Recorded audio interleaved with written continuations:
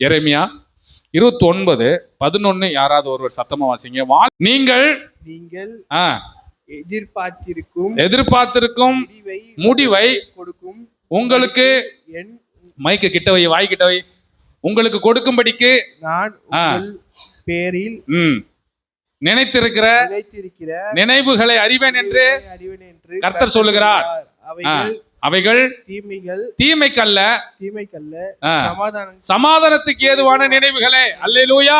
29:11 என்ன? நீங்கள் எதிர்பார்த்திருக்கிற முடிவை உங்களுக்கு கொடுக்கும்படிக்கு நான் உங்கள் பேர் நினைத்திருக்கிற நினைவுகளை அறிவேன் என்று கர்த்தர் சொல்லுகிறார். அவைகள் சொல்லுங்க, தீமைக்கல்ல சமாதானத்துக்கு ஏதுவான நினைவுகளே. இப்ப நீங்க எல்லாம் ஒரு எதிர்பார்ப்போடு வந்திருக்கிறீங்க. நீங்கள் எதிர்பார்த்து வந்திருக்கிறீர்கள். அதுக்கு ஒரு முடிவை கர்த்தர் ஏற்படுத்துவேன் என்று சொல்லுகிறார். ஒரு முடிவை உங்களுக்கு நான் கொடுக்க போகிறேன். நீங்க மட்டும் எதிர்பார்த்து வரல, நீங்க நினைத்திருக்கிற நினைவுகளை நான் அறிந்திருக்கிறேன். அவைகள் தீமையா இல்ல, அது சமாதானக்கேதுவாக நடக்கும். இது யாரு சொல்றது? எரேமியா தீர்க்கதரிசனம் சொல்லப்பட்டது. இந்த வசனத்தில் இருக்கிற பேக்ரவுண்ட் என்ன? இந்த வசனத்தினுடைய பின்னணியம் என்ன? யாருக்கு சொல்லப்பட்டது, எப்பொழுது சொல்லப்பட்டது, ஏன் சொல்லப்பட்டது என்கிறது தான் நம்ம இன்னைக்கு விரிவா பார்க்க போகிறோம். நன்றாய் கவனியுங்கள். இந்த வசனத்தினுடைய பின்னணியத்தை நாம் பார்க்க வேண்டும். இன்றைக்கு நம்ம பிரசங்கத்தை எங்க இருந்து பார்க்க போறோம் அப்படின்னா, 1 சாமுவேல்ல இருந்து மல்கியா வரைக்கும் உள்ள சம்பவத்தை தான் இன்னைக்கு பிரசங்கமாக நம்ம கேட்க போறோம். 1 மணி நேரத்துக்குள்ளாக அதை சொல்லி நான் முடிக்கணும். இவர் இந்த எரேமியா இந்த தீர்க்கதரிசனம் சொல்லும் போது என்ன நடந்திருக்கும்? இந்த 29வது அதிகாரத்துல எரேமியா பேசும்போது எதை குறித்து சொல்லுகிறார்? யூதா கோத்திரம் என்ன பண்ணுது? பாபிலோனுக்கு சிறைப்பட்டு போகும்போது இந்த வசனத்தை சொல்லுகிறார். இப்ப நமக்கு முன்ன இருக்கிற சம்பவங்கள் தெரியணும். ஆதாமில் இருந்து ஒரு லிஸ்ட் போடுவோமா? ஆதாமில் இருந்து சொல்லுங்க. ஆதாம், அதுக்கப்புறம் சேத்து வராரு. சேத்து இவருடைய வம்சத்துல நோவாவுடைய பிள்ளைகள் சொல்லுங்க. காம், யாப்பேத். ஏன் தயங்குறீங்க? ஓகே, காமையும் யாப்பேத்தையும் விட்டுருங்க. அதுல ஒரு வம்சம் என்னது? சேம் வம்சத்தை அப்படியே பிடிக்கிறாங்க. சேம் வம்சத்துல யார் வரா? ஆபிரகாம். தேராக ஆபிரகாம் அவங்க வராங்க. ஆபிரகாம் அதுக்கப்புறம் ஈசாக்கு அதுக்கப்புறம் யாக்கோபு அதுக்கப்புறம் 12 பிள்ளைகள், 10 கோத்திரம். அந்த கோத்திரத்துல எதை செலக்ட் பண்றாரு? யூதா கோத்திரத்தை செலக்ட் பண்றாரு. இப்போ யூதா கோத்திரத்தை செலக்ட் பண்ணி யூதாவில் இருந்து வருகிறவர் ஈசாயினுடைய குமாரன் தாவீதுனுடைய மகன் சாலமோனுடைய மகன் ரெகபயாம். இது எல்லாமே பாருங்க ஒரு தொடர்ச்சியாக அப்படியே வந்து கொண்டே இருக்கிறது. ரெகபயாம் அப்படியே காலங்கள் போய் கொண்டிருக்கிறது. இப்போ இஸ்ரவேல் மக்கள் 1 சாமுவேல்ல நம்ம படிக்கிறோம். இஸ்ரவேல் மக்கள் தங்களுக்கு ஒரு ராஜா வேண்டும் என்று சொல்லி 1 சாமுவேல் 8ஆம் அதிகாரம் 1 - 5 வரைக்கும் 5வது வசனத்தை பாத்தீங்க. 1 சாமுவேல் 8:5. இதோ நீர் முதிர் வயது உள்ளவன் ஆரீர், உம்முடைய குமாரரும் உம்முடைய வழிகளில் நடக்கிறதில்லை. ஆகையால் சகல ஜாதிகளுக்குள்ளும் இருக்கிறபடி எங்களை நியாய விசாரிக்கிறதற்கு ஒரு ராஜா ஏற்படுத்த வேண்டும் என்றார்கள். இவங்க என்ன பண்றாங்க? சாமுவேல் தீர்க்கதரிசி இடத்துல போய் என்ன சொல்றாங்க அப்படின்னா, எங்களுக்கு ஒரு ராஜா என்ன பண்ணணும் வேணும், எங்களுக்கு ஒரு ராஜா வேணும்னு கேக்குறாங்க. அப்பதான் ஆண்டவர் சொல்றாரு, சாமுவேல் அப்ப நான் ஜெபம் பண்ணி சொல்றேன் அப்படின்னு சாமுவேல் சொல்றாரு. போய் அவர் ஜெபம் பண்ணும் போது கர்த்தர் சொல்றார், அவர்கள் உன்னை தள்ளவில்லை, நீ வருத்தப்படாத, அவர்கள் என்னை தள்ளினார்கள். ஆனா ராஜா காலங்கள் எப்படி இருக்கும் என்று சொல்லி அவர்களுக்கு சொல்லிடு. என்ன வேணான்னு தள்ளிட்டாங்க, ராஜாவை நான் தரேன். ஆனா ராஜாக்கள் வந்தா என்னென்ன பண்ணுவாங்க தெரியுமா? அதை லிஸ்ட் போட்டு சொல்லு அவங்களுக்கு அப்படின்னாரு. அதுதான் 9ஆம் வசனத்திலிருந்து 22ஆம் வசனம் வரைக்கும் இருக்கு. நீங்க படிச்சு பார்த்து தெரிந்து கொள்ளுங்க. ராஜா வந்தா என்ன பண்ணுவான்? உங்க பிள்ளைகள் எல்லாம் யுத்தத்துக்கு கூப்பிடுவான், அவன் வரி கட்ட சொல்லுவான், உங்களை கஷ்டப்படுத்துவான். ஆனா நான் அப்படியா? நான் உங்களை இவ்வளவு கண்மணி போல காப்பாத்தி வந்தேன். என்னையே விரும்பாம ராஜாவை கேட்கறீங்க, சரி எடுத்துக்கங்க. ஆனா ராஜா வந்தா இதெல்லாம் செய்வாரு. இப்பதான் சாமுவேல் சவுலை வந்து ராஜாவாக்குறாரு. கழுதையை தேடி போகும்போது சவுல் வர்றாரு, சவுலை பிடிச்சி ராஜாவாக்கிறாங்க. சவுல் எந்த கோத்திரத்தை சேர்ந்தவர்? பென்யமீன் கோத்திரத்தை சேர்ந்தவர். இதெல்லாம் நமக்கு தெரியும். சவுல் யாருடைய குமாரன்? கீசின் குமாரன். கீசினுடைய குமாரன். ஓகேவா? இதெல்லாம் நமக்கு சொல்லப்பட்டு. சவுல் எத்தனை வருஷம் ராஜாவா இருந்தாரு? 1 வருஷம் ராஜா, 39 வருஷம் ஒண்ணும் கிடையாது, 40 வருஷம். 40 வருஷத்தை எப்படியே கடத்திட்டார். கிமு 1050 முதல் கிமு 1010 வரை சுமார் 40 ஆண்டுகள். இதெல்லாம் வரலாறு, சும்மா ஏதோ கதை புத்தகம் கிடையாது. ஓகேவா? இப்போ இவர் 40 வருஷம். அதுக்கப்புறம் யார் ராஜாவாகிறா? தாவீது. சவுல் ராஜ்ய காலத்துல சவுல் ராஜாவா இருக்கும்போது முதல் ராஜ்யத்துக்கு வந்த உடனே 2-3 வெற்றியை கொடுத்தாரு. ராஜாவான உடனே என்ன பண்ணாருன்னா அப்படின்னா, பெலிஸ்தியரையும் அம்மோனியரையும் என்ன பண்ணாருன்னா போய் யுத்தம் பண்ணி ஜெயிச்சிட்டாரு. இது வந்து ஜனங்களுக்கு வந்து ஒரு நம்பிக்கை கொடுத்தது. பரவாயில்லப்பா, நம்ம ராஜா கேட்டது நல்லதுதான், பத்தியா போய் ஜெயிச்சுட்டு வந்துட்டாரு அப்படின்னு. ஆனா அதுக்கப்புறம் தான் இவருடைய தண்டவாளம் எல்லாம் தெரிஞ்சது. சாமுவேல் வர்றதுக்கு முன்னாடி இவர் என்ன பண்ணாரு? அமலேக்கியர் அந்த யுத்தம் பண்ண அந்த யுத்தத்தை அந்த சம்பவம் சொல்லுவாரு. இவர் கொஞ்சம் ஆடு மாடெல்லாம் விட்டுட்டு அந்த சம்பவம், அவர் வர்றதுக்கு முன்னாடி இவர் பலி செலுத்திடுவார். ஆக்சுவலா இவர் பலி செலுத்தக்கூடாது. இந்த சம்பவம் நடக்கு, தேவனுக்கு கீழ்ப்படியாம. அடுத்தது சவுல் செஞ்சது என்ன? தாவீதோட சண்டை. ஈட்டியால குத்துறதுக்கும், தாவீதின் வீட்டிலேயே போய் அவனை கொல்ல முயற்சி, தாவீதை தேடி அலைந்து திரிகிறான். யாரு? சவுல். கொல்றதுக்கு, மருமகனை கொல்றது. அட கொல்லணும், படைகள்லாம் திரட்டிட்டு போறான். ஆனா ஒண்ணுமே பண்ண முடியல. இது சவுலுடைய காலம். தாவீதின் காலம் பாருங்க. சவுல் எப்படி மறிச்சிட்டாரு? கில்போபா மலையில பெலிஸ்தியர்களுக்கு எதிரான போர்ல சவுல் என்ன பண்ணாரு? இறந்துட்டாரு. அந்த வழியா போன அமலேக்கியன் அன்னைக்கே அழிச்சிருந்தா அவனை குடிச்சிருக்க மாட்டான். விட்டு வச்சல, யாரால விட்டு வச்சு அவனை வந்து உன்னை போட்டு தள்ளிட்டான். யுத்தம் பெலிஸ்தியரோட, கொன்னது அமலேக்கியன். அப்ப இதுல இருந்து நீங்க நன்றா புரிந்து கொள்ளுங்கள். சவுலுடைய ஆட்சி காலம் 40. அடுத்து தாவீது ராஜாவின் காலத்துக்கு வரோம். தாவீது ராஜா எத்தனை வருஷம் ஆட்சி பண்ணாரு? 40 வருஷம் ஆட்சி பண்றாரு. கிமு 1010 முதல் 970 வரைக்கும் தாவீது ராஜா 40 ஆண்டுகள் ஆட்சி. இப்போ இந்த தாவீது ராஜாவுடைய ஆட்சி காலம் பாருங்க, ரொம்ப முக்கியமான சில விஷயங்கள் அங்கு சொல்லப்பட்டிருக்கிறது. இவர்களுடைய வாழ்க்கையில் தாவீது செய்த மிகப்பெரிய மாற்றங்கள் உண்டு. யூதா கோத்திரத்தின் மீது 7 ஆண்டுகளும் 6 மாதமும் ஆட்சி செய்தார். அப்புறம் எருசலேமில் மற்றும் இஸ்ரேல் கோத்திரம் 33 ஆண்டுகள் ஆட்சி செய்தார். மொத்தம் 40 ஆண்டுகள் இவர் ஆட்சி பண்றாரு. 40 ஆண்டுகள்.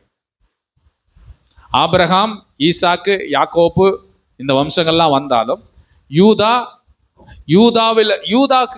கிட்ட வரும்போது ஒரு மாற்றம் நிகழ்கிறது. அங்க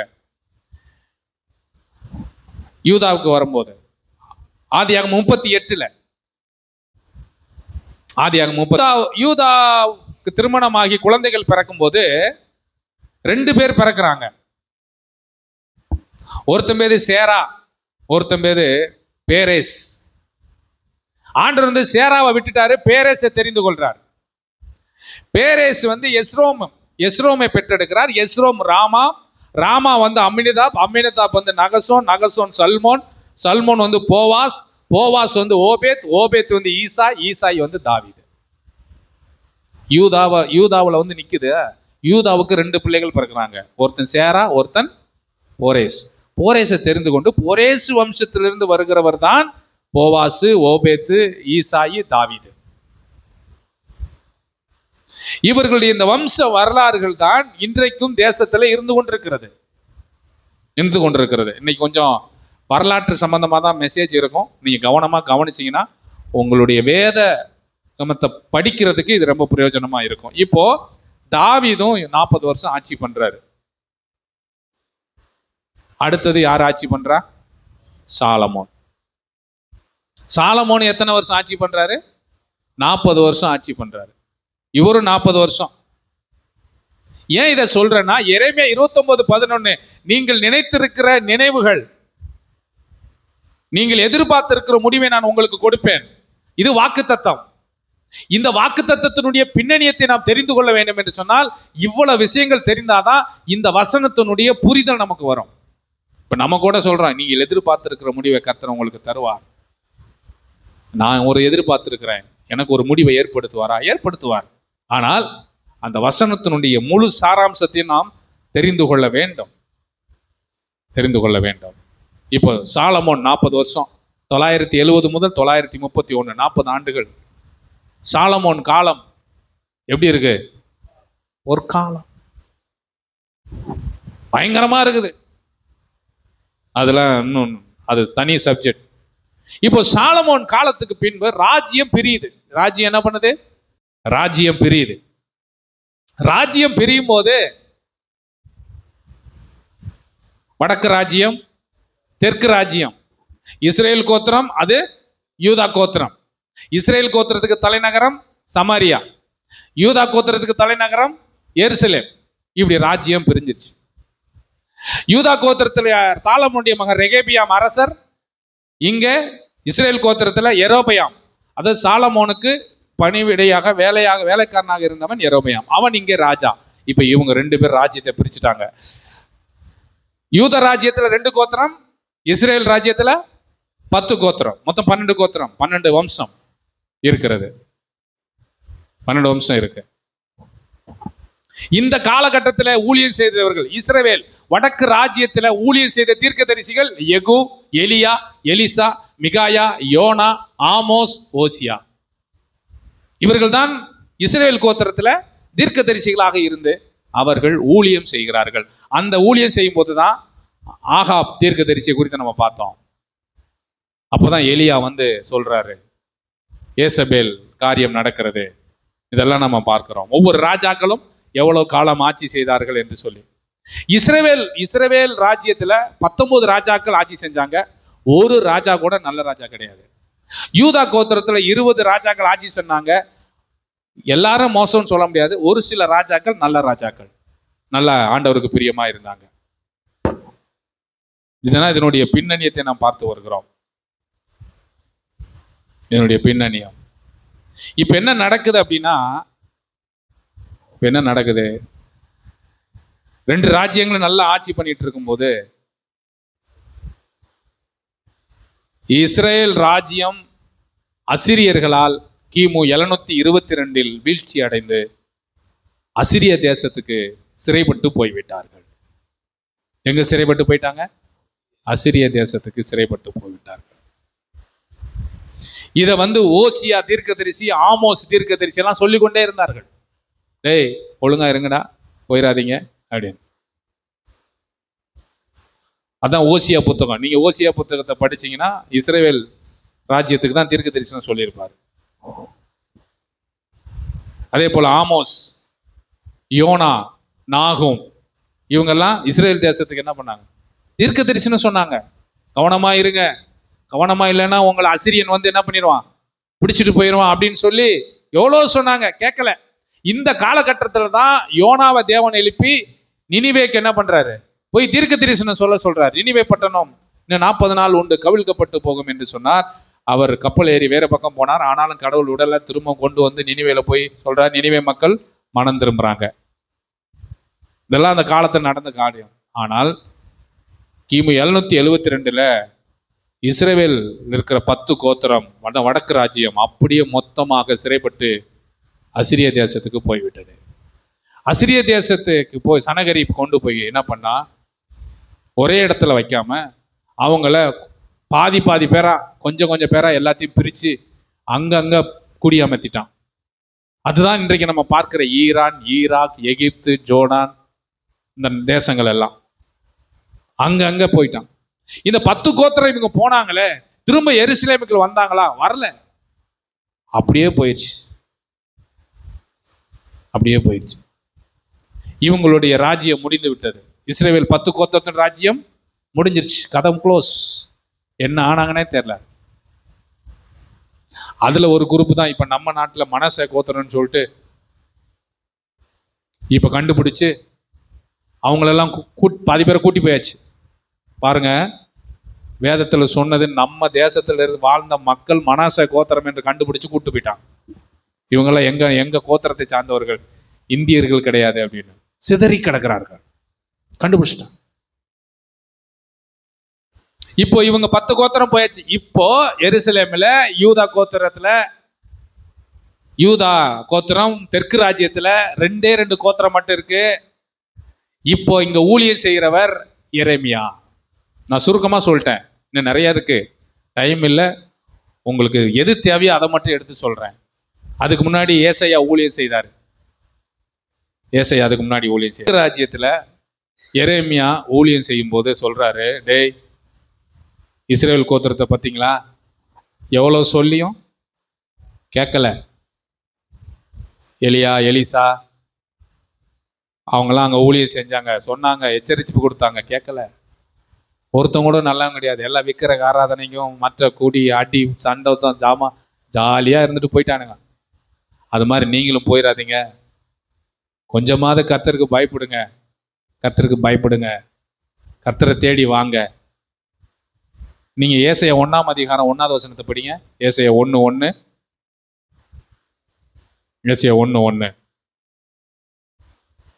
தீர்க்கதரிசியா இருக்கிறாரு, இவரும் அதை எச்சரிப்பை கொடுக்கிறாரு.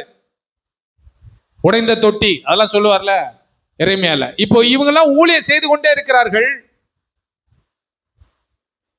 இவங்க ஊழியம் செய்யும் போது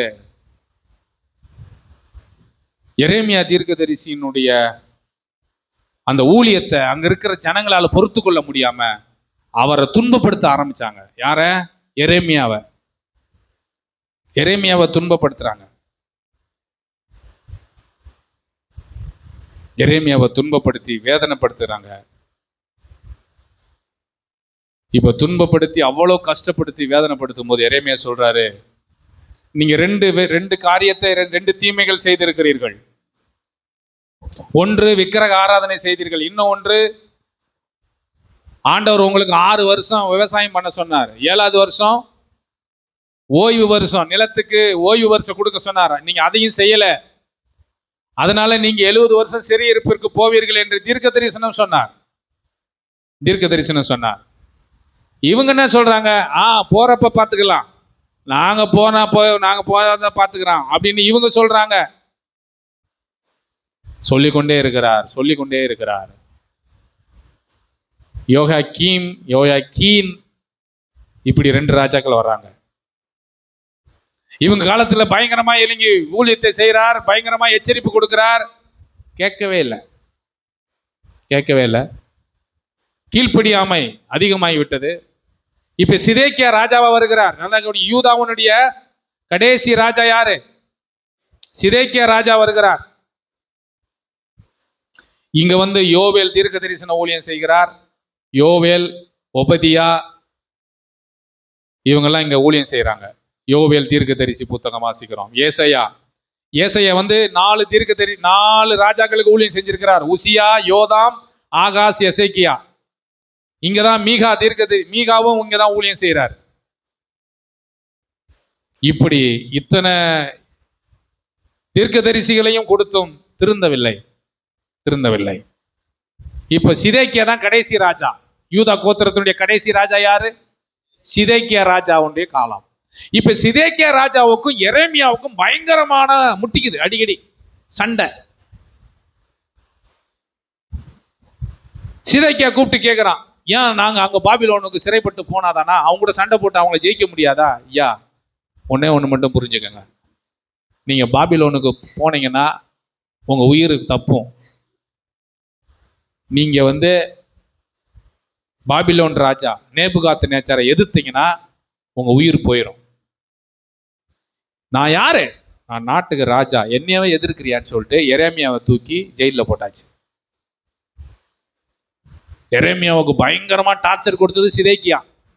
நீங்க எரேமியா புத்தகத்தை படிச்சீங்கன்னா அதிகமா யாராருக்கும் சண்டைனா எரேமியாவுக்கும் சிதேக்கியாவுக்கும். இவன் ஒண்ணு சொல்லுவான், அவன் சொல்றது இவன் ஒத்துக்க மாட்டான், இவன் சொல்ற ஒத்துக்க மாட்டான். ஒரே சண்டைக்காடா இருக்கும்.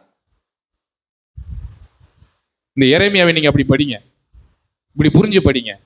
சிதேக்கியா, எரேமியா, எங்க பாருங்க, சிதேக்கியா எரேமியா, கேட்கவே இல்லை. எருசலேமில் இருந்து கொண்டு அழிவை பற்றி இவர் எச்சரித்துக் கொண்டே இருக்கிறார். இவருக்கு பேர் கண்ணீர் விட்ட தீர்க்கதரிசி. அழுகிறார், அழுகிறாரு. ஏற்கனவே இஸ்ரேல் தேசம் இஸ்ரேல் கோத்திரம் சிறைப்பட்டு போனதுனால இப்ப யூதா கோத்திரமும் சிறைப்பட்டு போக போகுது என்று தெரிஞ்சு பாடின பாடல் தான் எரேமியாவின் புலம்பல். இப்ப அதை எரேமியா சொன்ன மாதிரியே நேபுகாத்நேச்சர் முற்றுகை போட்டான். எரேமியா 29:11 விளக்கத்துக்கு தான் இவ்வளவு விஷயம் சொல்லிட்டு இருக்கிறேன். நேபுகாத்நேச்சர் முற்றுகை போட்டாச்சு. எரேமியா நல்ல ஒரு ஆசாரிய குடும்பத்தை சேர்ந்தவர். தாயின் கருவில உருவாகும் முன்னே கர்த்தர் அவனை பேர் சொல்லி அழைத்தார். சுமார் 40 ஆண்டுகள் அவர் தீர்க்க தரிசன ஊழியம் செஞ்சிருக்கிறார். சும்மா கிடையாது. இவருடைய ஊழியம் பெரும்பாலும் எருசலேம், பாபிலோன் அந்த அழிவை குறித்து தான் அதிகமா தீர்க்க தரிசனம் சொல்லியிருக்கிறார். கண்ணீர் விட்ட தீர்க்க தரிசி எரேமியா பலமுறை எச்சரிக்கிறார். இப்படி எல்லாம் எச்சரிச்சாலும் இவங்க கேட்கிற மாதிரி இல்லை. இப்ப யாரு இப்ப முற்றுகை போட்டிருக்கிறா?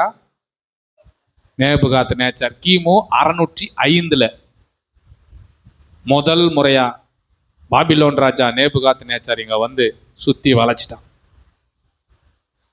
இது எந்த ராஜா காலத்துல நடத்துமா? யோகாக்கீன் காலத்துல நடந்துச்சு. அப்புறம் யோகாக்கீம்னு ஒருத்தர் இருக்கான், அவன் காலத்துல 597 நடக்குது. 586 தான் நேபுகாத்நேச்சர் 3வது முறையாக சிதேக்கியா காலத்துல வர்றாரு. அதுக்கு முன்னாடி 2 முறை சிறையிருப்புக்கு போயிட்டாங்க. 3வது முறை தான் சிதேக்கியா. இந்த சிதேக்கியா காலத்துல 586 நன்றாக கவனி, 580 கிமு 580 கிறிஸ்துக்கு முன் 586 நேபுகாத் கடைசி சிறையிருப்பு வரான். முதல் சிறையிருப்புல போகும்போதே தானியேல், சாத்ராக், மேஷாக், ஆபேத்நேகோ அவங்கள கூட்டி போயாச்சு. 2வது சிறையிருப்புக்கு வரும்போது எசேக்கியேலை தூக்கிட்டு போயாச்சு. 3வது சிறையிருப்புக்கு வரும்போது மிச்ச மீதியெல்லாம் இருந்தாங்க பாருங்க, அவங்களாம் கொண்டு போயிட்டாங்க. இப்போ எரேமியா இன்னும் எருசலேமில் தான் இருக்கிறார். இவர் சிறையிருப்புக்கு போகல. இங்க கொஞ்சம் பேரை விட்டுட்டு போயிட்டாங்க. எங்க? எருசலேம்ல. யாரு? வயசானது, நடக்க முடியாது, உடம்பு சரியில்லாது, அதெல்லாம் இதுங்கெல்லாம் ஒன்றும் தேராது, இங்கே இருக்கணும்னு சொல்லிட்டு விட்டுட்டு போயிட்டான் நேபுகாத்நேச்சர். முதல் வரும்போது படிப்பாளிகள், நல்ல அறிவாளிகள்லாம் செலக்ட் பண்ணி கூப்பிட்டு போயிட்டான். நல்ல திடகாத்தமா இருக்கிறவங்களாம், நம்ம நாட்டுக்கு தேவைப்படுவான் இவங்கெல்லாம். இப்படி 3 முறை படையெடுத்து எல்லாரையும் கூட்டிட்டு போயிட்டாங்க. எரேமியா எருசலேம்ல தீர்க்கதரிசியா இருக்கிறாரு. எசேக்கியா கிடையாது, எசேக்கியேல் அவர் ஒரு தீர்க்கதரிசி. அவர் பாபிலோன்ல இஸ்ரேல் அந்த யூத மக்களுக்கு தீர்க்கதரிசியா இருக்கிறாரு. தானியேல் அரண்மனைக்குள்ள தீர்க்கதரிசியாக இருந்து ஊழியம் செய்யறாங்க. அவங்களுடைய நண்பர்கள் அனனியா, மிசாவேல், அசரியா இவங்க என்ன பண்றாங்க? அதான் சாத்ராக், மேசாக், ஆபேத்நேகோ இவங்க அரண்மனையில முக்கியமான பொறுப்புல இருக்கிறாங்க. இதெல்லாம் நடக்கிறத நம்ம பார்க்கிறோம். இப்பொழுதுதான் எசேக்கியா ஒரு தரிசன பள்ளத்தாக்கெல்லாம் பார்க்கிறாரு. பார்க்குறீங்களா? எசேக்கியேல் பள்ளத்தாக்கு, உயிரடையும் எலும்புகள் உயிரடையும். அங்க போய் இவர் ஊழியம் செய்யறாரு. எசேக்கியேல் பாபிலோன்ல போய் ஊழியம் செய்யறாரு. அப்பவே எரேமியா தீர்க்கதரிசி சொன்னார்ல, நீங்க தான் கேட்க மாட்டேன்ட்டீங்க, இப்ப பாபிலோனுக்கு வந்துட்டோம், இப்ப நான் சொல்றேன், நீங்க திரும்ப உயிர் அடைவீர்கள், இங்கே செத்துற மாட்டீங்க, திரும்ப நம்ம நாட்டுக்கு போவோம், நம்பிக்கையா இருங்க, விசுவாசமா இருங்க. அங்க சொல்றாரு மோட்டிவேஷன். அங்கேயும் தீர்க்க தரிசனம் சொல்லிக்கிட்டே இருக்கிறார்.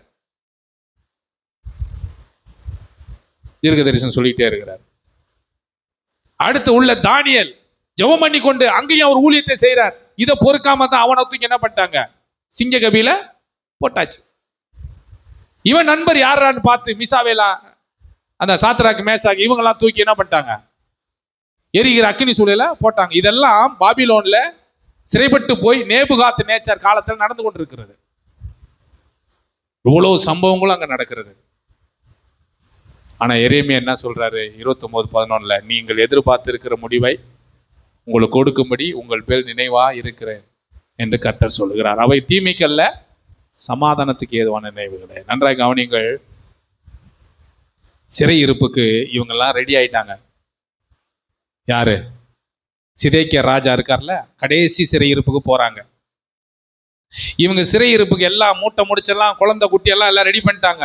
ஏன்னா நேபுகாத் நேச்சர் படை வந்து நிற்குது. எல்லாம் சொல்றேன், ஏய் சீக்கிரம் கிளம்பு கிளம்பு, நான் அங்க என்ன பேச்சு உனக்கு? இல்ல சாமி, அந்த அந்த இது கொஞ்சம் இருக்கு, அதெல்லாம் வேணாம் வேணாம், வா வா கிளம்பு கிளம்பு போ. எரேமியா உட்காந்து ஒரு கடிதம் எழுதுகிறார். அவசர அவசரமா ஒரு லெட்டர் எழுதுறாரு. படிக்கிறீங்களா? 29:1 படிங்க. எரேமியா 29:1. எரேமியா தீர்க்கதரிசி சிறைப்பட்டு போன மீதியானியர்களுக்கும் ஆசாரியர்களுக்கும் தீர்க்கதரிசிகளுக்கும் நேபுகாத் நேச்சார் சிறைப்பிடித்து எருசலேமில் இருந்து பாபிலோனு கொண்டு போன சகல ஜனங்களுக்கும் எழுதுகிறதாவது எழுதுறாரு. இப்பதான் எழுதுறாரு. என்ன எழுதுறாரு வாசிங்க. யூதாவின் ராஜாவாகிய சிதேக்கியா பாபிலோன் ராஜாவாகிய நேபுகாத் நேச்சாரிடத்தில் எலியேசரின் கையிலும் இல்யாவின் குமாரனாகிய கெமரியாவின் கையில் கொடுத்து எருசலேமிலிருந்து பாபிலோனுக்கு அனுப்பின நிருபத்தின் விவரம். சிறையிருப்புக்கு கடைசி சிறையிருப்பு இவங்களை வந்து பிடிச்சிட்டு போறாங்க. 586 நேபுகாத் நேச்சார் எல்லாத்தையும் வளைச்சு கொண்டு போறான். அப்பொழுது எரேமியா ஒரு நிருபத்தை எழுதி சிதேக்கியா ராஜா கையில கொடுத்து அனுப்புறாரு. டேய், இவ்வளவு காலம் நான் சொன்னதை கீழ்ப்படியில, நீ பாபிலோனுக்கு போன பின்னு அங்க இருக்கிற ஆசாரியர்கள் மூப்பர்கள் ஜனங்கள் எல்லாரும் கூப்பிட்டு இந்த நிருபத்தை அப்பப்போ வாசிங்க. என்ன வாசிக்க சொல்றாரு? இஸ்ரவேலின் தேவனாகிய சேனைகளின் கர்த்தர் தாம் எருசலேமிலிருந்து பாபிலோனுக்கு சிறைப்பட்டு போக பண்ண அனைவருக்கும் அறிவிக்கிறது என்னவென்றால், நீங்கள் வீடுகளை கட்டி குடியிருந்து தோட்டங்களை நாட்டி அவளில் கனியை சாப்பிடுங்கள். நீங்கள் பெண்களை விவாகம் பண்ணி குமாரரையும் குமாரத்திகளையும் பெற்று உங்கள் குமாரருக்கு பெண்களை கொண்டு உங்கள் குமாரத்திகளுக்கு புருஷரையும் கொடுங்கள். இவர்களும் குமாரரையும் குமாரத்திகள் பெறட்டும். நீங்கள் அங்கே குறுகாமல் பெருகிறீர்கள் என்று சொல்லுகிறார். நன்றி. நீ அடிமைத்தனத்துக்கு போனாலும், நீ சிறையிருப்புக்கு போனாலும், அங்கே நீ செய்ய வேண்டிய காரியங்களை செய்து கொண்டே இரு என்று இந்த நிருபத்தில் எழுதி எரேமியா சிதேக்கியா ராஜா கையில கொடுத்து அனுப்புறதை நம்ம பார்க்கிறோம். அடுத்து அதற்காக கர்த்தரிடத்தில் விண்ணப்பம் பண்ணுங்கள், அதற்கு சமாதானம் இருக்கையில். நல்லா கவனிங்க. நீங்க அங்க போய் என்ன பண்ணுங்க? ஜெபத்தை மட்டும் விட்டுறாதீங்க. எதை விட்டுறாதீங்க?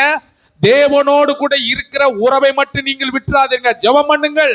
நீங்க ஜெபம் பண்ணும்போது பாபிலோனுக்கு சமாதானம் இருந்தால் உங்களுக்கும் சமாதானம், பாபிலோன்ல யுத்தம் நடந்தால் உங்களுக்கும் அது பிரச்சனை. அப்படித்தானே? இப்ப நம்ம இந்தியாவுக்கும் வேற நாட்டுக்கு சண்டை வந்தா நமக்கும் என்னதான் பிரச்சனை தான். இப்ப இஸ்ரேலுக்கும் ஈராக்கு ஈரானுக்கு சண்டை நடக்குது. ஆனா அந்த நாட்டில் இருக்கிற மக்களுக்கும் அது பிரச்சனை தான். அதனாலதான் இங்க சொல்றாரு, நீ பாபிலோன்ல அடிமையா போனாலும் உன் ஜெபத்தை விட்டுறாத. ஜெபம் பண்ணு. ஜெபத்தை விட்டுட்ட உன்னையும் பிசாசு எங்கேயாவது ஒரு சிறையிருப்புல கொண்டு வச்சிருவான். நாம் புரிந்து கொள்ளுங்கள். அதனாலதான் எரேமியா திரும்ப சொல்றாரு, விண்ணப்பம் பண்ணுங்கள். அடுத்து 8வது வசனம் என்ன சொல்றது? மேலும் உங்கள் நடுவில் இருக்க உங்க தீர்க்கதரிசிகளுக்கும். நல்லா கவனிங்க. அடுத்தது சொல்றாரு, இங்கப்பா நீ அங்க போனதுக்கு அப்புறம் பாபிலோன்ல இருக்கிற வழிபாட்டு முறைகள், குறி சொல்லுகிறவர் எல்லாரும் வருவார்கள், அதற்கு நீங்கள் இடம் கொடாதிருங்கள், குறி கேட்காதிருங்கள் சொல்றார். குறிகாரர் உங்களை மோசம் போக்க விட்டாதிருங்கள். அடுத்தது சொப்பனம் காண பண்ணுகிற உங்கள் சொப்பனக்காரருக்கும் செவி கொடாம. சொப்பனம் பார்க்கிறவனுக்கு செவி கொடுக்காத. அப்படின்னா என்ன? என்னத்தையாவது உன்னை பார்த்துட்டு வந்து சொல்லுவான், உன் வீட்டுல அது இருக்கு, உன் வீட்டுல எப்படி இருக்குது, அதெல்லாம் நம்பாதீங்க. கர்த்தரிடத்துல மட்டும் ஜெபம் பண்ணுங்க, கர்த்தரை மட்டும் நம்புங்க அப்படின்னு அந்த நிருபத்துல எழுதி அனுப்பியிருக்கிறார். அவர்கள் என் நாமத்தை சொல்லி உங்களுக்கு பொய்யா தீர்க்க தரிசனம் உரைக்கிறார்கள், நான் அவர்களை அனுப்பினதில்லை என்று கர்த்தர் சொல்லுகிறார். 10வது வசனம் வாசிங்க. பாபிலோனில் 70 வருஷம் நிறைவேறின பின்பு நான் உங்களை, நன்றா கவனிங்கள், நீங்க 70 வருஷம் நீங்க சிறையிருப்புக்கு போறீங்கப்பா, 70 வருஷம் நிறைவேறின பின்பு நான் உங்களை சந்திப்பேன். ஏண்டவர் இந்த 70 வருஷம் இல்லாம ஆக்க கூடாதா? ஆக்க முடியாது. ஏன்? நீதி உள்ள தேவன் கண்டிப்பா நீதிய செய்தே ஆக வேண்டும். நீ 6 வருஷம் விவசாயம் பண்ணி 7 வருஷம் ஓய்வு நாள் விட்டு இருந்தேன்னா, விக்கிரக ஆராதனை செய்யாம குறி கேட்காம ஒழுங்கா இருந்திருந்தேன்னா, நியாயப்பிரமாணத்தை ஒழுங்கா கடைபிடிச்சிருந்தேன்னா, உனக்கே இந்த சிறையிருப்பு. எகிப்திலிருந்து கானானுக்குள்ள எவ்வளவு கஷ்டப்பட்டு மோசே மூலம் யோசுவா மூலம் கொண்டு வந்து உனக்கு தேசத்தெல்லாம் பங்கிட்டு கொடுத்தாரு.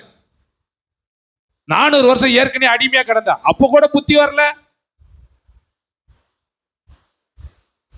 ஏற்கனவே 400 வருஷம் அடிமைத்தனம், அங்கிருந்து விடுதலையாகி கானானுக்கு வந்தீங்க. கானான் பாலும் தேனும் ஓடுகிற தேசம். இதை உங்களுக்கு வச்சு வாழ தெரியல. போட்டி, பொறாம, ராஜ்யத்தை பிரிக்கிறது, உங்க இஷ்டத்துக்கு ராஜாவா கேட்கறது. இதுக்கு அவங்கள நான் ஒரே குடும்பமா ஒரே ஆளா வச்சிருந்தேன். போங்கடா இப்ப. ஜபத்துக்கெல்லாம் பதில் கிடையாது. போய் நான் 70 வருஷம் நீ அங்க இருந்துட்டு தான் வரணும். எழுதும் போது அதான் எழுதுறாரு, நிறைவேறின பின்பு நான் உங்களை சந்திப்பேன். கர்த்தர் உங்களை சந்திப்பார். எரேமியா சொல்றாரு, ஆண்டவர் உங்களை சந்திப்பார். உங்களை இவ்விடத்திற்கு எப்ப? அப்பதான் ஸ்டார்ட் பண்ணி போறாங்க. போறவங்களுக்கு சொல்லி அனுப்புறாங்க, திரும்ப நீங்க வருவீங்க, 70 வருஷம் முடிஞ்சோன்னா வருவீங்க. இவங்க என்ன நினைச்சிருப்பாங்க? வருவோமோ வரமாட்டோமோ, போறோம். 70 வயசு வரை யார் இருக்க போறா? ஒரு வயசுல ஒரு குழந்தைய தூக்கிட்டு போனா கூட அங்கே 70 வயசு முடிஞ்சு போயிடும். யார் இங்க திரும்பி வர போறா? நம்பிக்கையற்ற நிலை, நம்பிக்கையற்ற நிலை, நம்பிக்கையற்ற நிலை. ஆனால் கர்த்தர் என்ன சொல்றாரு? இவ்விடத்துக்கு நான் திரும்ப பண்ணும்படி உங்கள் மேல் நல்வார்த்தைகளை நிறைவேற பண்ணுவேன் என்று கர்த்தர் அந்த சிறைப்பட்டு போகிற மத்தியில சொல்றாரு. நீங்க திரும்ப வருவீங்க, நான் 70 வருஷம் முடிஞ்சோன்னா அவங்கள சந்திப்பேன், நீங்க இந்த ஊருக்கே திரும்பி வருவீங்கன்னு சொல்லி அவங்களும் கேட்டும் கேட்காம, சரி ஏதோ சொல்றாரு ஐயா, கேட்டுக்கிறோம் அப்படின்னு கேட்டுட்டு போறாங்க. அப்பதான் இன்னொரு வசனத்தை ரொம்ப ஹைலைட்டா சொல்ற, அதுதான் 11. நீங்கள் எதிர்பார்த்திருக்கிற முடிவை உங்களுக்கு கொடுக்கும்படிக்கு நான் உங்கள் பேர் நினைத்திருக்கிற அறிவேன் என்று கர்த்தர் சொல்லுகிறார். அவைகள் தீமைக்கல்ல, சமாதானத்துக்கு ஏதுவான நினைவுகளே. இந்த வார்த்தையை கேட்டுட்டு நீங்க போறீங்கல்ல, எதிர்பார்ப்போடு போறீங்க. சரி, எரேமியா தீர்க்கதரிசி மூலம் ஆண்டவர் சொல்லியிருக்காரு, 70 வருஷம் முடிஞ்சோம் நம்மளை சந்திப்பாராம்டா. ஆமா, கண்டிப்பா நம்ம போயிடுவோம்டா, நம்ம எல்லாம் சேர்ந்து என்ன பண்ணுவோம், போய் நம்ம எருசலேமுக்கு திரும்பி போயிடுவோம் அப்படின்னு இவங்க சந்தோஷம். நீங்கள் எதிர்பார்த்து இருக்கிற முடிவை நான் உங்களுக்கு தருவேன். இதுதான் அந்த வசனத்தினுடைய அர்த்தம். சிறைப்பட்டு போன மக்களுக்கு சொல்லப்பட்ட வார்த்தை தான் இந்த வசனம். இப்ப சிறைப்பட்டு போயாச்சு, இந்த நிருபத்தை வாங்கிட்டு போறாங்க. அங்க போய் எல்லாம் படிச்சு காமிக்கிறாங்க. டேய், எரேமியா நல்ல தீர்க்க தரிசனம் சொல்லி அனுப்பியிருக்காரு, நல் வார்த்தைகள்லாம் நிறைவேற்று வராம்டா, எல்லாரும் ஒழுங்கா இருங்க, அங்க இருக்கிற விக்கிரக வழிபாடை செய்யாதீங்க, குறிகாரனை நம்பாதீங்க, சொப்பனக்காரனை நம்பாதீங்க, எல்லாத்தையும் சொல்லி அமைச்சிட்டாரு. இதுல ஒண்ணு தவறுனா கூட, ஒரு ஆள் தப்பு பண்ணா கூட திரும்ப அங்க போக முடியாது, பாத்துங்க. இப்ப கூட்டிட்டு போயிட்டு நிறைய சம்பவம் நடக்குதுல்ல, தானியேல் அதெல்லாம் அங்க சிறையிருப்புக்கு பாபிலோன்ல நடக்கிற விஷயங்கள், பாபிலோன்ல நடக்கிற விஷயங்கள். இப்போ 70 வருஷம் முடிய போகுது. 70 வருஷம். அந்த 70 வருஷத்துல நிறைய ராஜாக்கள் வந்தாங்க, நிறைய ராஜாக்கள் வந்தாங்க, நிறைய ராஜாக்கள் அந்த 70 வருஷத்துல வந்தாங்க. அப்போ சிதேக்கியா ஒரு வேண்டுகோள் வைப்பார்.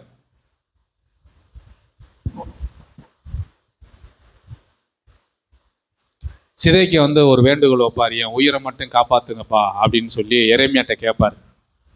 எரேமியா சொல்லுவாரு, நான் உன் உயிரை காப்பாற்றணும்னா நீ கண்டிப்பா இவங்களோட ஒழுங்கா என்ன பண்ணு, இந்த நிருபத்தை வாங்கிட்டு நீ பாபிலோனுக்கு போ அப்படின்னு சொல்லுவார். அவங்க போறாங்க. போய் பேர் மாற்றம்லாம் நடக்குது. யாராருக்கு? அனனியா, மிஷாவேல், அசரியா, இவங்க 3 பேருக்கு என்ன பண்றாங்க, பெயரெல்லாம் மாற்றி வைக்கிறாங்க. பாபிலோனுடைய தெய்வத்தினுடைய பேரை இவங்களுக்கு வைக்கிறாங்க. அப்புறம் சாப்பாடு டெஸ்ட்லாம் வைக்கிறாங்க, உணவு சோதனை. நாங்கள் இந்த சாப்பாடை சாப்பிட மாட்டோம் அப்படின்னு சொல்லி இவங்க அந்த டெஸ்ட்லாம், அக்னி சூளை நடக்குது, அப்புறம் 7 மடங்கு சூளை நடக்குது. இதெல்லாம் தானியேல், சிங்கு கெபி, எசேக்கியேல், அப்புறம் தானியேல், இதெல்லாம் நடந்து கொண்டே நடக்குது. இப்போ 70 வருஷம் முடிய போகுது. முடியும் போது ஏற்கனவே ஏசாயா தீர்க்க தரிசி மூலம் ஆண்டவர் ஒரு தீர்க்க தரிசனம் சொல்லியிருந்தார். கோரேஸ் என்கிற ஒரு ராஜா பிறப்பான். ஏசாயா 44 ஒரு தீர்க்க தரிசனம் சொல்லப்பட்டிருக்கு. இங்க இவர்கள் இருக்கும்போதுதான், இந்த சிறையிருப்பில் இருக்கும் போதுதான் தானியேல் காலத்துல ஒரு கை உறுப்பு, மெனே தெக்கல் உப்பார்சின் என்ற ஒரு கை உறுப்பு தோன்றி எழுத ஆரம்பிக்கிறது. அதெல்லாம் அங்க அவங்க சிறையிருப்புல இருக்கும்போது நடக்கிறது. அந்த ராஜாவுடைய வாழ்க்கை அன்றைக்கு இரவோட முடிந்து விட்டது. பெல்சாத்சார் ராஜா, அது நேபுகாத் நேச்சருக்கு அப்புறம் வந்தார். இப்படி ராஜாக்கள் பாபிலோன்ல மாறி மாறி ஆட்சி பண்றாங்க. எல்லா ஆட்சியும் ஒரு முடிவுக்கு வந்தது.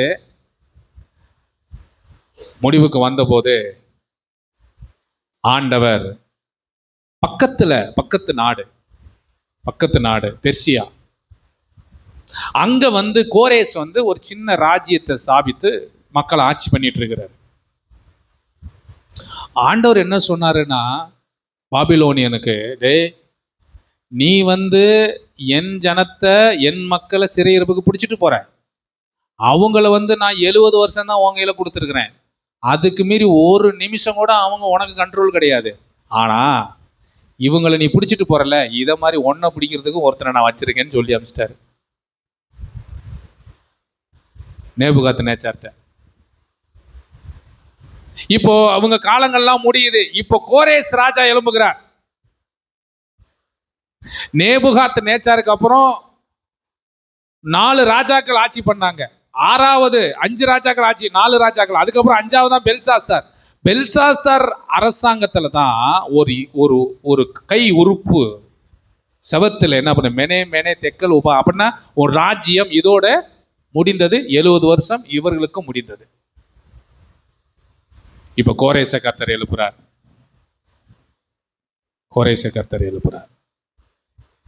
கோரேசை எழுப்பி எஸ்ரா 1ஆம் அதிகாரம் 1வது வசனம், யாராவது வாசிங்க. எஸ்ரா 1:1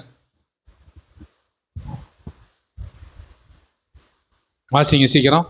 இங்க ஏற்கனவே கோரேஸ் பிறக்கிறதுக்கு 150 வருஷத்துக்கு முன்னாடி ஏசாயா தீர்க்கதரிசி சொல்லிட்டாரு, கோரேஸ் என்கிற ஒருவன் பிறப்பான், அவன் இஸ்ரவேல் அதாவது யூத மக்களுக்கு சாதகமாக சப்போர்ட்டா இருப்பான், பிறக்கிறதுக்கு முன்னாடியே. இப்போ இவர் பிறந்துட்டாரு. யூதர்கள் அங்க போய் சிறையிருப்புல இருக்கும்போது இப்ப பாபிலோனை அடிக்கிறதுக்கு பெர்சியா ராஜாவாகிய கோரேஸ் எழுப்பி பாபிலோன் ராஜ்யத்துக்கு ஒரு முடிவை ஏற்படுத்தி விட்டார். ஏன்னா 70 வருஷம் முடிந்தது. இந்த 70 வருஷம் முடியும் போது எசேக்கியேல் கிடையாது, தானியேல் கிடையாது, சாத்ராக் மேசாக் ஆபேத்நேகோ யாருமே இல்லை. எல்லாமே அவங்க ஊழியம் முடிஞ்சு போச்சு.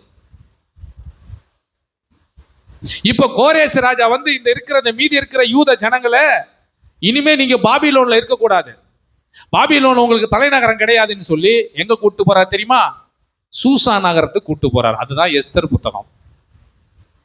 சூசா நகரம், மொர்தெகாய், ஆமான், இந்த சம்பவம் பாசிக்கிறீங்களா, அங்க கூட்டு போயிட்டாரு. வாங்க இங்கன்னு. கோரேஸ் காலத்துல யூத மக்களுக்கு பயங்கரமான சலுகை. இந்த கோரேஸ் ராஜா தான் சொல்றாரு, செருபாபேலை கூப்பிட்டு, செருபாபேலே எங்க வா, நீ போய் எருசலேமில் இருக்கிற ஆலயத்தை கட்டு, நேபுகாத் நேச்சார் கொள்ளையடித்து கொண்டு வந்த எல்லா பொருட்களும் என்னிடத்தில் இருக்கிறது, அதையும் கொடுத்து, பணத்தையும் கொடுத்து, எல்லா தட்டு முட்டுகள் எல்லாத்தையும் கொடுத்து, செருபாபேல் தலைமையில முதல் விடுதலையாக பயணப்பட்டு இவர்கள் எருசலேமுக்கு போகிறார்கள். எருசலேமுக்கு போய் அங்கே ஆலயத்தை என்ன பண்ண, ஆலயத்தை கட்ட ஆரம்பிக்கும் போது அங்க எதிர்ப்பு வருகிறது. எஸ்ரா 1ஆம் அதிகாரத்தை நீங்க படிச்சா தெரியும். எதிர்ப்பு வருகிறது. எதிர்ப்பு வந்த உடனே ஜனங்கள் என்ன பண்றாங்கன்னா, எதுக்கு நம்ம சர்ச்சை கட்டிக்கிட்டு ஊழியம் செஞ்சுலாம் வேணாம், அப்படியே அமைதி ஆயிடுறாங்க. இப்ப அமைதி ஆன உடனே ஆகாய் தீர்க்கதரிசி எழுப்பி தீர்க்கதரிசனம் சொல்றாரு. என்ன சொல்றாரு? தேவனுடைய வீடு பாழாய் கிடக்கும் போது நீங்கள் மச்சுப்பா வீட்டுல வீடுகள் மரங்களை வெட்டி ஆலயத்தை கட்டுங்கள். அப்ப சொல்லப்பட்டதா ஆகாய் புஸ்தகம். ஆகாய் எழும்பி தீர்க்க தரிசனம் சொன்னார். உடனே ஜனங்கள்லாம் உற்சாகமாயி 10 வருஷத்துக்குள்ள ஆலயத்தை கட்டி முடிச்சிட்டாங்க. எத்தனை வருஷத்துக்குள்ள? 10 வருஷத்துக்குள்ள. எரேமியா 29:11 சொன்னார்ல, சந்திப்பேன், திரும்ப உங்களை கூட்டி சேர்ப்பேன், உங்களை நான் இந்த ஊருக்கு கொண்டு வருவேன். அங்க போய் பார்த்தா எரேமியாவும் இல்லை. வயசு போகுதுல, 70 வருஷம் இங்கே போச்சு. இந்த பழைய சொன்ன தீர்க்கதரிசனம் சொல்ல தீர்க்கதரிசிகளை ஒருத்தர் கூட இல்லை. இப்பதான் ஆகாய் தீர்க்கதரிசி எழுப்பி சொல்றார், ஆலயத்தை கட்டுங்கண்ணா, சும்மா உங்களுக்கே வீடு கட்டிக்கிட்டு உங்களுக்கே அதை செய்தி செஞ்சு ஆலயத்தை கட்டுங்க சொல்லி ஆலயத்தை கட்ட ஆரம்பிக்கிறாங்க. ஆலயம் கட்டப்படுகிறது. கோரேஸ் எல்லாவற்றையும் கொடுத்து அனுப்புறாரு. இப்ப ஆலயம் கட்டும் போது எதிர்ப்பு வருகிறது. எதிர்ப்பு வந்து அங்க இருக்கிற எதிரிகள், எருசலேம்ல கொஞ்சம் எதிரிகள் இருக்கிறாங்கல்ல, அவங்க என்ன பண்றாங்கன்னா ஒரு கடிதம் போடுறாங்க. யாருக்கு? யாருக்கு? கோரேஸுக்கு இல்ல. கோரேஸ் அனுப்பிட்டு கொஞ்ச நாள்ல கொஞ்சம் வருஷத்துல அவர் செத்துட்டார். அதுக்கப்புறம் தரியு ராஜா வராரு. தரியு ராஜாவுக்கு லெட்டர் போடுறாங்க. தரியு ராஜாவே, இந்த மாதிரி ஒரு கூட்டம் வந்து ஆலயத்தை கட்டுறாங்கன்னு. இவர் தரியு என்ன பண்றாரு, சட்டசபையை கூப்பிட்டு கேட்கிறாரு மந்திரிகள்ட்டலாம், ஏப்பா என்னப்பா இது மாதிரி ஒரு லெட்டர் வந்திருக்கு, பிராது வந்திருக்கு, என்னது இது?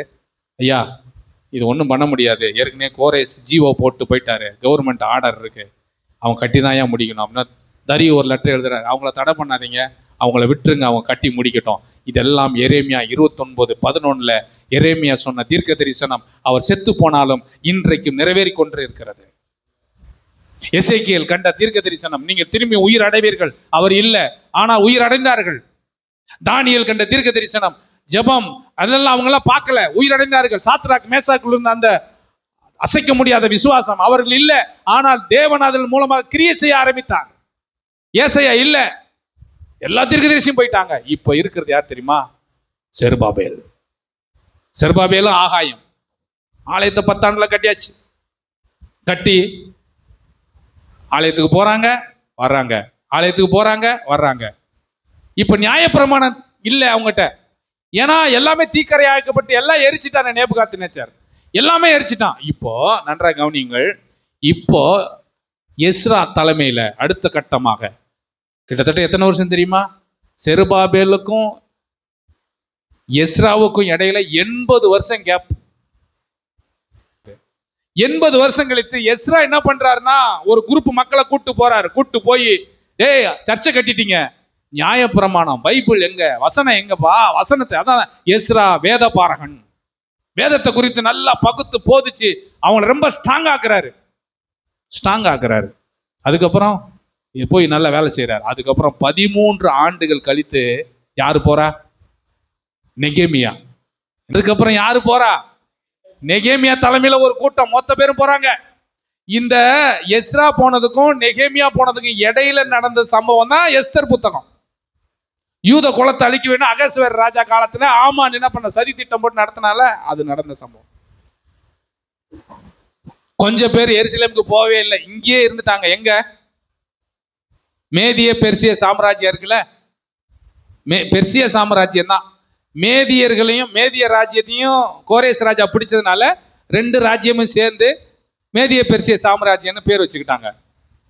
ஏன்னா மேதியர்கள் கொஞ்சம் இந்த அரசாங்கத்துல கொஞ்சம் வேலை பார்த்தாங்க. அவங்க என்ன சொல்றாங்க, உங்க நாட்டு பேரை மட்டும் வச்சுக்கிட்டீங்க, எங்க நாட்டு பேர் சேர்க்கணும்னா சரி மேதிய பெர்சிய சாம்ராஜ்யம் போங்க அப்படின்னு வச்சாச்சு. இப்ப அகாஸ்வேர் காலத்துல தான் அந்த எஸ்தர் சம்பவம் நடக்குது. எஸ்தர் ஜெபம் பண்றா, எல்லாம் நடக்குது. அதுக்கப்புறம் கடைசி சிறையிருப்பில் இருந்து விடுதலை நெகேமியா காலத்துல கர்த்தர் எழுப்புகிறார். நெகேமியா கேள்விப்படுறார். தெரியல, நெகேமியா கேள்வி, ஆலங்கம் இல்லாம இருக்கிறது, பாதுகாப்பும் இல்லாம இருக்கு. இவர் தலைமையில போய் நைட்டோட நைட்டா கழுத மேல ஏறி போய் எல்லா வாசல்களையும் கட்டி எல்லாம் நடக்கும்போது தான் அங்கே சன்பல்லா தோபியாக்கள் எழும்பி பிரச்சனை பண்ண ஆரம்பிச்சிட்டான். அதான் சொல்லப்பட்டிருக்கிறது. எரேமியா சொன்னார்ல, நீங்கள் எதிர்பார்த்திருக்கிற முடிவை நான் கொடுக்க முடியும், உங்கள் பேரில் நினைத்திருக்கிற நினைவை யாரும் தடுக்க முடியாது. சொன்னவர் இல்லை, சொன்னவர் பார்க்கல. ஆனா அந்த வசனத்தை விசுவாசித்தவர்கள் கட்டிக்கொண்டே இருக்கிறார்கள், செழித்து கொண்டே இருக்கிறார்கள், உயர்ந்து கொண்டே இருக்கிறார்கள். இவர்களை யாரும் தடுத்து நிறுத்த முடியவே இல்லை. இப்போ நெகேமியா போய் அலங்கத்தை கட்டுறதுக்கு கோத்திரமா குடும்பமா 12 வாசலை கட்டுறதுக்கு, அலங்கத்தை கட்டுறதுக்கு எல்லாம் ரெடி பண்றாரு. நன்றாய் கவனிங்கள். நம்ம கிட்ட ஆலயத்துக்கு போகிற ஹேபிட் இருக்கு, ஆலயத்துக்கு போற பழக்கம் இருக்கிறது. 2வது பைபிள் படிக்கிற பழக்கம் இருக்கிறது. ஆனால் பாதுகாப்பு, பரிசுத்தம் என்கிற இடத்துல நாம் கொஞ்சம் மிஸ்டேக் பண்றோம். அதுக்காக தான் நெகேமியாவை கர்த்தர் அனுப்பி அவங்ககிட்ட ஆலயத்துக்கும் போறான், பைபிள்லாம் படிக்கிறான். ஆனா அவங்ககிட்ட பரிசுத்தம் கிடையாது, பாதுகாப்பு இல்லை. அம்மாட்ட அவுத்து விட்ட கண்ணுக்குட்டி மாதிரி சுத்தி திடுறான், எங்க வேணாலும் போறான் வரான். அவனுக்கு ஒரு வளையத்தை போடு, பாதுகாப்பை போடு, உள்ள அடை, 12 வாசலை வை, எல்லாத்தையும் சேஃப்டி பண்ணு, பரிசுத்தம். இவ்வளவு செஞ்சாலும் பாதுகாப்பு இல்லாமல் இருந்தால் அந்த அரண்மனைக்குள், அந்த ராஜ்யத்துக்குள் பிரவேசிக்க முடியாது. பரிசுத்தம் இல்லாமல் ஒருவனும் அங்கே பிரவேசிப்பது இல்லை. இப்ப நெகேமியா போய் அலங்கத்தை கட்டி கிட்டு இருக்கும்போது அங்க இருக்கிற இந்த சன்பல்லா தோபியாக்கள் மற்றவங்க எல்லாம் கூப்பிட்டு, அலங்கத்தை கட்டாத, நீ வா, நம்ம 2 பேரும் ஒரு சாயங்கால வேலையில ஒரு பேச்சுவார்த்தை வச்சு சமாதானம், பீஸ் மீட்டிங் போட்டுக்கிட்டு சமாதானமா போயிடலாம் அப்படின்னு சொல்லும் போது நெகேமியா சொல்றாரு, நான் பெரிய வேலையை செய்கிறேன், என்னால் வர முடியாது. 52 நாட்களுக்குள்ளாக அலங்கத்தை கட்டி முடித்து பிரதிஷ்டை பண்ணினான் நெகேமியா. அல்லேலூயா சொல்லுவோமா? 52 நாளுக்குள்ள. நான் சொல்றேன், தேவன் நம் பக்கம் இருந்தால் எதையும் செய்ய தேவன் நமக்கு அனுக்கிரகம் செய்வார்.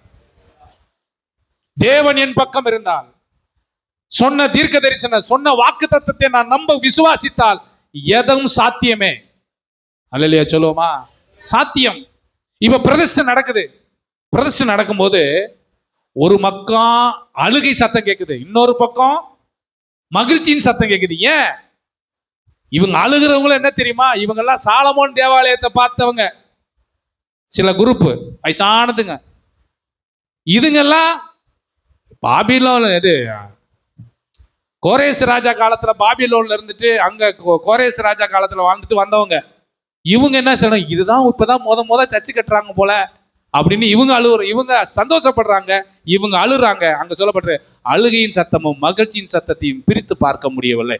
ஓடு ஒரே சத்தம். கட்டி முடிச்சாச்சு.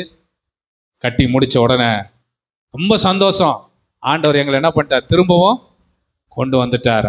அதை தான் எரேமியா சொன்னான். எரேமியா 29:11, நீங்கள் எதிர்பார்த்திருக்கிற முடிவை கர்த்தர் தருவார். வருஷங்கள் தாமதிக்கலாம், காலங்கள் தாமதிக்கலாம், நாட்கள் தாமதிக்கலாம், ஆனால் தேவன் உங்களை குறித்து வைத்திருக்கிற நோக்கம், திட்டம் எந்த மனுஷனும் தடைபட முடியாது, தடை பண்ண முடியாது.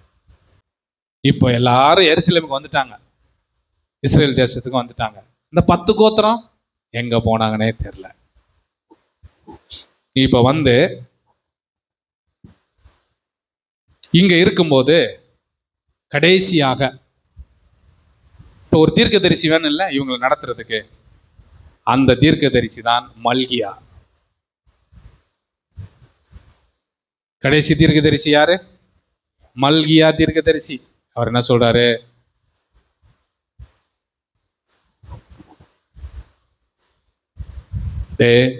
ஆலயத்தை கட்டிட்டீங்க, நியாயப்பிரமாணம் பைபிள் வசனத்தெல்லாம் நீங்க என்ன நல்லா படிக்கிறீங்க, கடைபிடிக்கிறீங்க, பரிசுத்தமாகவும் இருக்கிறீங்க, பாதுகாப்பா இருக்கிறீங்க.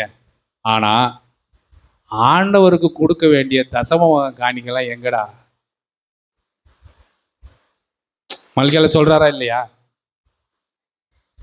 ஆலயத்துக்கு போறீங்க, ஆலயத்தை கஷ்டப்பட்டு 10 வருஷம் கஷ்டப்பட்டு கட்டினீங்க. அடுத்தது என்னது? பைபிள்ல வசனத்துல நல்லா படிக்கிறீங்க, நல்லா ஜெபம் பண்றீங்க, நல்லா வரீங்க, எல்லாம் செய்றீங்க, பரிசுத்தமாவும் இருக்கீங்க, பாவம்லாம் செய்யல. மல்கியா சொல்றாரு, நான் ராஜாவானால் என் கணம் எங்கே? மல்கியா எடுத்து சொல்றாரு.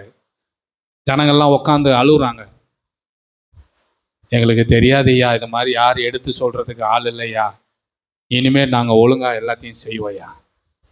ஆவிக்குரிய நிலையில மல்கியா ஒரு மாற்றத்தை ஏற்படுத்தினார். அதுக்கப்புறம் ஜனங்கள்லாம் ஒப்பு கொடுத்து அவங்க கொண்டு வந்து கொடுக்குறாங்க,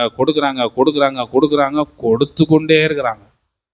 கர்த்தர் அவங்களை அபிர்விதமா ஆசீர்வதிக்க ஆரம்பிச்சாரு. நான் சொல்லுவேன், உங்களுக்கு பொருளாதாரத்துல ஒரு ஆசீர்வாதம் வேணுமா? அதுக்கு ஒரே வழி என்ன தெரியுமா?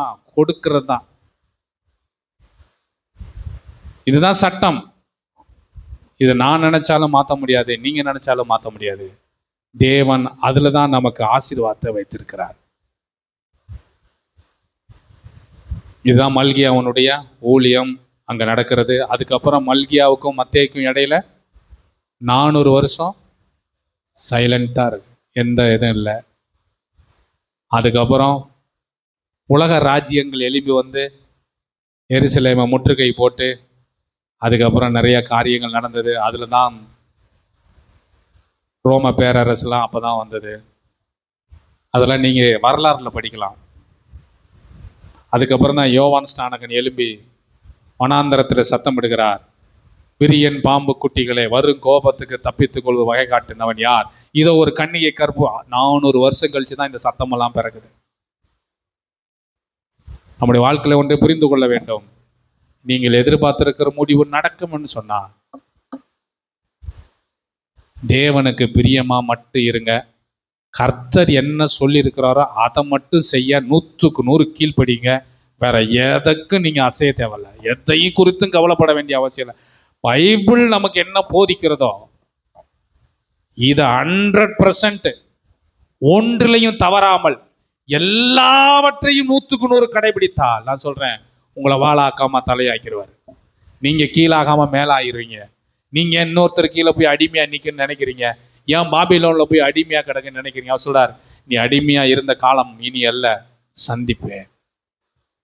இப்ப